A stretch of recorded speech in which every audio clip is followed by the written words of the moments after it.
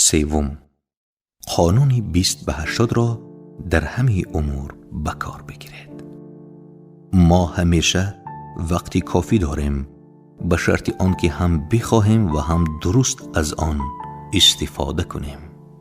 گیاده. قانون 20/80 یکی از سودمندترین قانون‌ها در زمینه مدیریت زمان و زندگی است. نام دیگری قانون اصلی پارتو است که به افتخار بنیانگذار آن ویلفردو پارتو، اقتصاددان ایتالیایی، نامگذاری شده است. وی برای نخستین بار در سال 1895 این موضوع را در نوشته‌های خود مطرح کرد. پارتو متوجه شد که در جامعه‌ای که در آن زندگی می‌کند، مردم را می‌توان به طور طبیعی به دو دسته تقسیم کرد.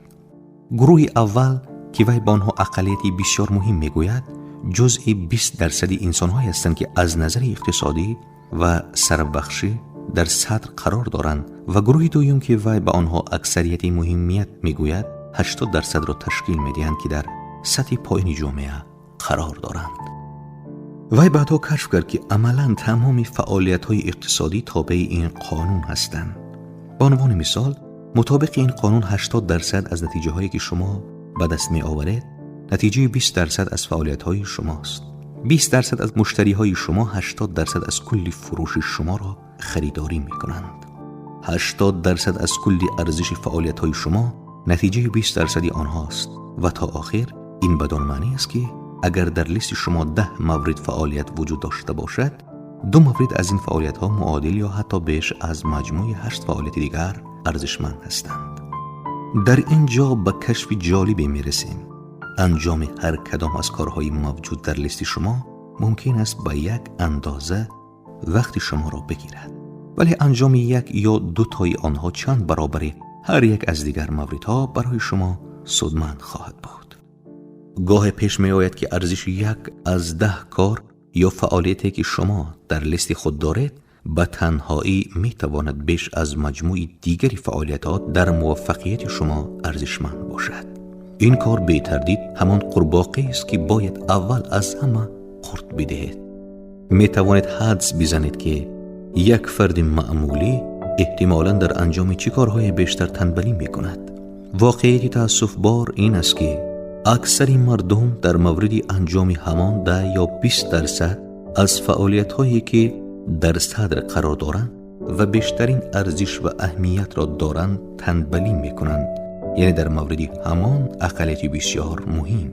در عوض وقتی خود را صرف 80% فعالیت‌هایی می کنند که در موفقیت آنها اهمیتی بسیار کمی دارد و تأثیری ناچیزی در دستیابی به نتیجه‌های ارزشمند می‌گذارند. یعنی همان اکثریت کم اهمیت. بیشتر انسان‌هایی را مشاهده می‌کنید که ظاهراً در تمام طول روز مشغول فعالیت هستند، اما دستاوردهای بسیار اندکی دارند. دلیل آن هم تقریباً همیشه این است که آنها مشغول انجام کارهایی هستند که ارزش پایینی دارند و در انجام یکی 2 کاری که واقعاً میتواند در مؤسسه یا حرفه‌ای که به آن مشغولند تحول ایجاد کند تنبلی میکنند. ارزشمندترین کارهایی که میتوانید در هر روز انجام دهید بیشتر سخت‌ترین و پیچیده‌ترین کارها هستند، اما بازده و پاداشی که انجام موفقیت آمیز چنین کارهای برای شما خواهد داشت میتواند فوق‌العاده باشد. به همین دلیل باید قاطعانه از انجام کارهایی که جزئی 80% کم ارزش هستند خودداری کنید. آن هم هنگامی که کارهایی که جزئی 20% ارزشمند هستند به تأخیر مانده‌اند. قبل از شروع هر کاری از خودتان بپرسید آیا این کار جزئی 20% بالاست یا 80% پایین؟ قانون در مقابل این وسوسه که اول کارهای کوچک را سر و سامان دهید مقاومت کنید. به یاد داشته باشید که وقتی تصمیم میگیرید کار را بارها و بارها انجام دهید، این کار نهایتاً به یک عادت تبدیل می شود و ترک آن سخت خواهد بود. اگر تصمیم بگیرید هر روزتان را به انجام کارهای کم ارزش شروع کنید، به زودی این عادت در شما شکل می گیرد که هر روز را با کارهای کم ارزش شروع کنید و روزها را با انجام آنها بگذرانید و مناسب نیست که بخواهید چنین عادتی را در خودتان بپرورانید یا آن را حفظ کنید. سخت‌ترین مرحله از انجام هر کاری مهم، اولین مرحله یعنی شروع کردن آن است. وقتی انجام یک کاری مهم را واقعاً آغاز میکنید، به طور طبیعی انگیزه پیدا میکنید تا آن را ادامه دهید. قسمتی از ذهن شما همیشه عاشق این است که سرگرم کارهای مهمی باشد که واقعاً میتوانند در زندگی شما تحول ایجاد کنند. وظیفه شما این است که این قسمت از ذهن خود را دائما تغذیه کنید. حتی فکر کردن به شروع و انجام یک کار کلیدی انگیزه شما را بالا میبرد و کمک میکند تا بر تنبلی خود غلبه کنید.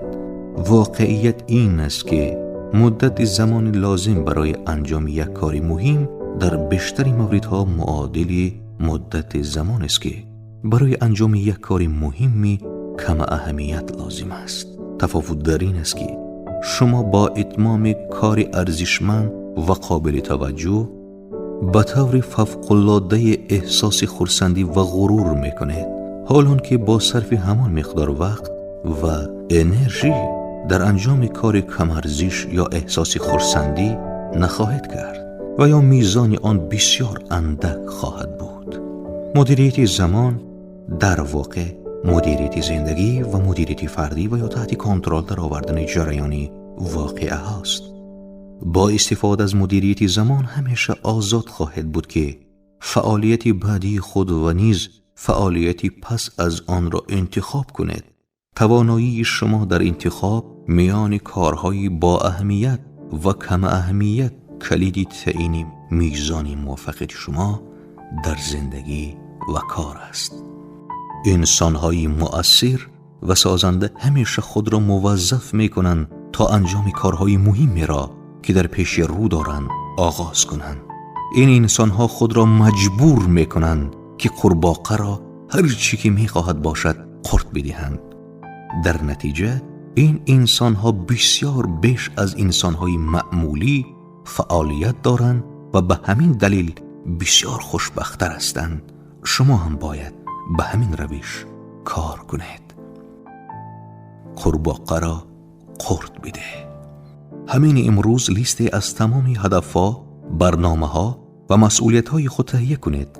کدام یک از آنها جزئی 10 تا 20% از کارهایی هستند که 80 یا 90% از نتیجه‌های مورد نظری ما را به بار می‌آورند یا می‌توانند به بار آورند.